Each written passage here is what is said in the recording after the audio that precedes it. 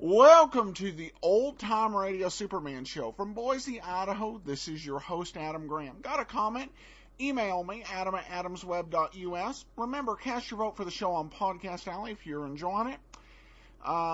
Last we left our heroes, Jimmy Olsen was riding off on a wild horse after Clark Kent had saved Tumbleweed Jones's oil shipment. Well, we're going to find out what's going to happen in just a second. I do want to remind you to check out Laser and Sword magazine, laserandsword.com, for the best in new serial fiction. I'm going to experiment a little bit this week, and we're only going to do one segment per show this week. So I won't be back after the end of today's show, and I won't be here at the beginning of Wednesday's show. We'll see how that works. But let's go ahead and we'll take a listen to the Crooked Oil Association Part 4, and we'll see you back after Part 5.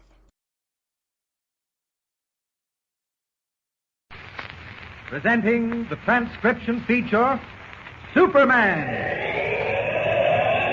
Look, up in the sky. It's a bird. It's a plane. It's Superman.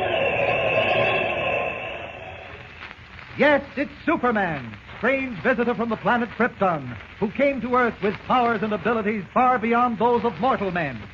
Superman, who can leap tall buildings at a single bound, race a speeding bullet to its target, bend steel in his bare hands, and who, disguised as Clark Kent, mild-mannered reporter for a great metropolitan newspaper, fights a never-ending battle for truth and justice.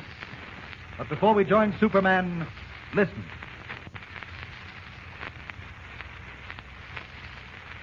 And now to our story. When Clark Kent went to the cookhouse to get a sandwich for Jimmy Olsen, he found Chuck Connors, the foreman of Tumbleweed's oil field, talking on the telephone and plotting the destruction of Tumbleweed's tank trucks. Forcing the details of the plot from Connors, Kent trussed him up and, as Superman, sped to Tumbleweed's rescue, arriving just in time to stop the dislodged balancing rock from crushing the trucks.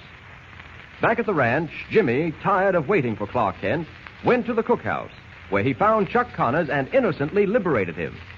Suggesting that they go in search of Kent on horseback, Chuck lured Jimmy to the corral, where he mounted the boy on a wild, unbroken Mustang, tied him securely to the saddle, and sent the angry animal galloping furiously off across the mesa with his helpless, terrified rider. Listen. Whoa, boy. Whoa. Gosh, I don't know what to do. I'm scared. I can't control this wild horse. Oh, he's bucking like mad. Whoa. Whoa, stop.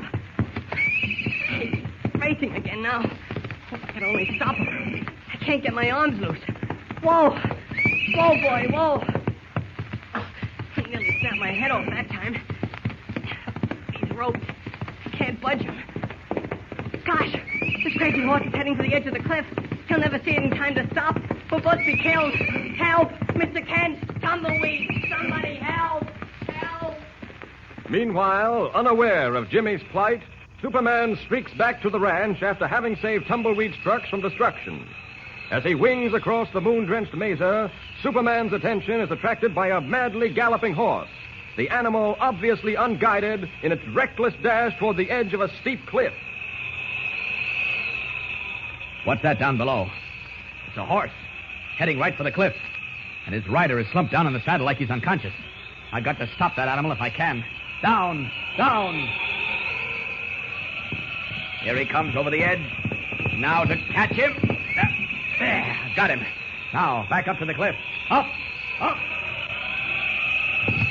Oh, there we are. Oh, boy. Easy now. Easy. That's it. Great Scott, it's Jimmy. And he's tied to the saddle. Off with these ropes. There we are. Now to stretch him out on the ground. Oh, the poor kid, he's out cold. I'd better change back to Clark Kent before he comes to. Oh. He's coming around, all right. I wonder who did this to him. Jimmy. Jimmy, it's me, Mr. Kent. Oh, Mr. Kent, that wild horse, he was going over the cliff. It was awful. I fainted. Yes, I know. You're all right now, Jim. Well, what happened? How did you get here? I just happened to be out here. My horse ran away from me when I dismounted to examine something. How did you save me? How did you stop that horse from going over the cliff? Why, the horse suddenly swerved when he got to the edge and stopped himself. From fright, I guess. But tell me, Jimmy, who roped you on that animal? It was Chuck Connors. What? I found him tied up in the cookhouse when I went to look for you. He told me something about a masked man hitting him on the head when he wasn't looking. Masked man, nothing. I did it. You did? Why?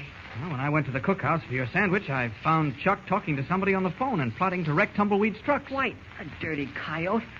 Gosh, and I had to let him go. Yes, that's the unfortunate part. You see, I was counting on making Connors tell us who was behind this effort to smash the trucks and cause Tumbleweed all this trouble. Tumbleweed? Did his trucks get wrecked? Do you think something's happened? No, easy, Jimmy. Don't worry about Tumbleweed. Everything's okay. The trucks will get through all right. Gosh, how do you know? You take my word for it, Jimmy. They're all right. Oh, golly, I sure hope so. Well, let's get back to the ranch. With my horse gone, we'll both have to ride this one. He's not broken. He'll buck us off. Oh, he won't, Jim. He's been so thoroughly scared, he's as gentle as a lamb. Come on, I'll show you. Now, you get up in back of the saddle so you can hold on to me. Here, put your foot in my cupped hand. Okay. Now, up. There you go. That's it. Now, wait a minute. I'll mount. There we are. Now, hold on. You all set? I think so. Okay, let's go. Get up. Come on, get up. As Kent and Jimmy ride back to the ranch, Abner Cheney, president of the Lost Valley Bank and owner of the only pipeline able to carry oil to the refinery, is having a heated discussion in his private office with his secret henchman, Dan Lawson, who poses as an oil broker. All right, if you didn't bungle that job, what did happen? Well, we had everything set. The dynamite charge was planted under balancing rock as soon as Chuck Connors phoned from Tumbleweed's ranch that the trucks had left. When the boys saw the headlights start coming down the steep grade under the rock, the charge was set off and the 50-ton boulder toppled off its point and came rolling down the hill like a fast express. Then what happened? Now, this is the part that don't make sense. A man, wearing a cape, came swooping down out of the sky, stopped the rock practically over the lead truck's cab, and, get this, heaved it across the road. Are you crazy? You expect me to believe that? Remember, Cheney, I told you before it was hard to take. Larson, that's one lie of yours I can't swallow. It's the last one you'll ever tell me. I swear I saw it with my own eyes. All I know is you let a dumb cowhand prove he could do without my pipeline. Honest, Cheney, I'm telling you the gospel truth. But even so, why worry about Tumbleweed Jones? You've got everybody else's business. It isn't his business I want.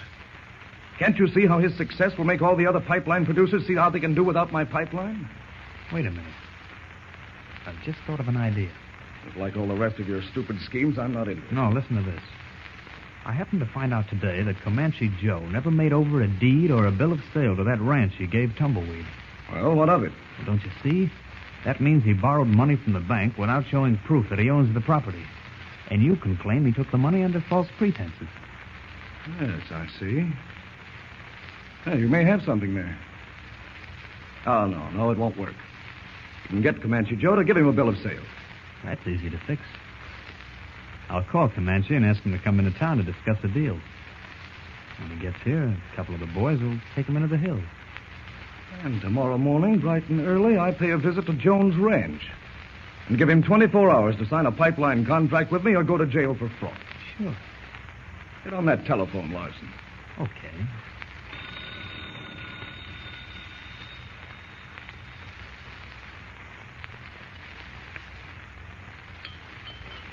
Well, it's almost 8 o'clock.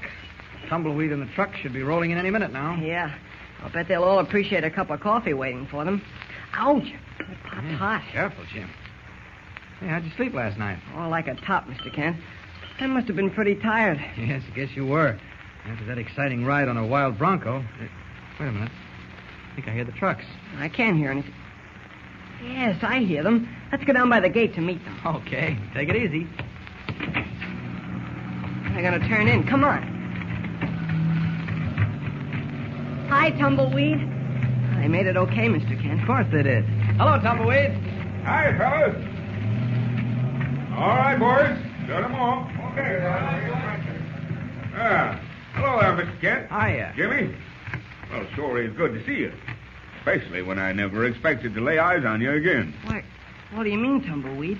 Did something happen? Well, it sure did. Jimmy, you remember that there balancing rock I told you I was going to take you over to see? Well, it ain't balancing no more. What do you mean, Tumbleweed? Well, last night, as we was rolling under it, The rock took a notion to get off in its perch. And down it come like a stampeding herd of loco steers. But it missed you, didn't it? Missed us nothing, Jim. It was a coming right smack for us when he caught it in his bare hands and heaved it over the road. Who caught it? It was him, Jimmy. Superman. The same flying man who saved your life and mine last time you was out here. Superman?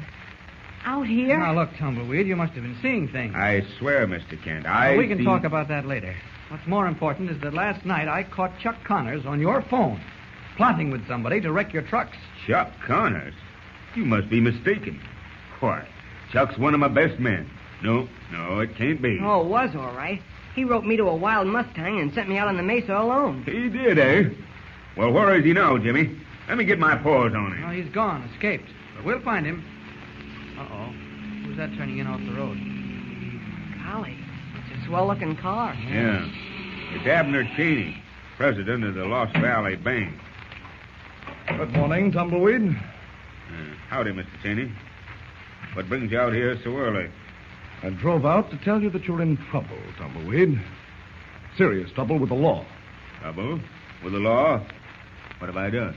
Well, I've just discovered that you borrowed money from my bank under false pretenses. Now, hold on, Mr. Cheney. I may be a dumb cowhand, but I'm a law-abiding citizen. I ain't never broke no law. What you shooting at? When you borrowed money from my bank, you put this ranch up as collateral. Now I find you don't own the ranch. That ain't true, and you know it. Comanche Joe gimme it lock, stock, and barrel. Well, that's your story. But the fact is that Comanche Joe never filed a deed of transfer to this ranch, so the property remains his. Now, wait a minute. Why can't this all be straightened out by calling Comanche Joe? Why, sure. He'll tell you. He'll prove that you ain't got no right to infer that Tumbleweed deals a crooked deck. That will be mighty tough to prove, gentlemen, because Comanche Joe has disappeared, vanished into thin air. As a matter of fact, there's some talk about your having something to do with that, too. Well, Tumbleweed is really in a jam now. Has Lawson's plan to capture Comanche Joe been successful? And if so, how will Tumbleweed be able to prove his innocence of fraud? What can Superman do now to help his friend? Tune in again next time for another thrilling episode in this exciting story of the West with Superman.